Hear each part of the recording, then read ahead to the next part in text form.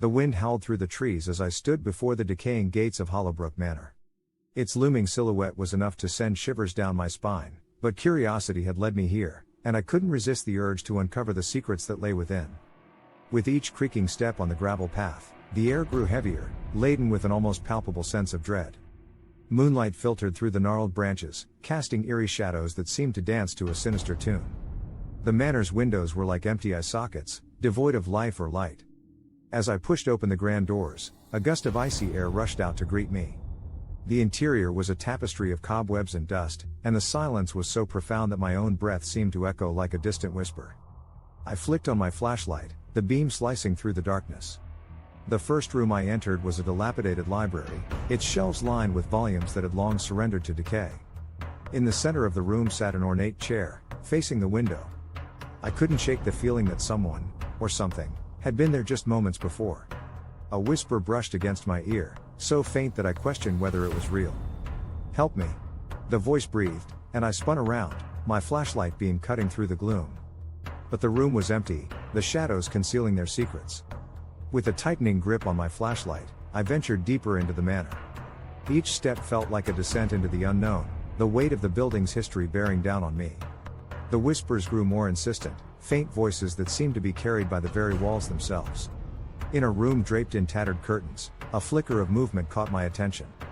My light revealed an old gramophone, its record spinning as though by unseen hands. The soft strains of a melancholic melody filled the room, an echo of a bygone era. I watched in awe as the gramophone's needle glided across the record, as though guided by an invisible conductor. The air grew colder as the music swelled, and the room seemed to come alive with shadowy figures, twirling in a spectral dance. Faces turned towards me, eyes hollow but brimming with emotion. Their movements were graceful yet mournful, as if trapped in a never-ending waltz of despair. My heart raced as I witnessed the ethereal performance, the weight of their longing filling the room. And then, as suddenly as it had begun, the music faltered and the figures dissolved into the darkness. The whispers returned, urgent now, urging me to leave, to flee this place of haunting beauty. But a determination had taken hold of me, to understand, to help, to uncover the truth. A grand staircase beckoned, leading to the upper floors cloaked in even deeper darkness. Each step seemed to reverberate with a past I couldn't quite grasp, and the whispers grew into a cacophony of voices, a chorus of souls yearning for release.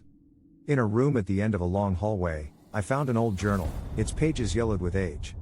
As I read the entries, a story of love and tragedy unfolded, a forbidden romance, a heart-wrenching betrayal, a life cut short by despair. The pieces fell into place, the voices finally finding a narrative through which to share their pain. A figure materialized before me, a woman with eyes that held both sorrow and gratitude. She was the source of the whispers, the heart of the haunting.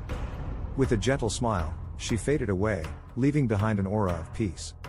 As I left Hollowbrook Manor, I couldn't help but feel a sense of closure, a connection forged with the spirits that had lingered in its halls. The wind was no longer a mournful wail, but a whispered farewell, carrying with it the stories of those who had found solace at last.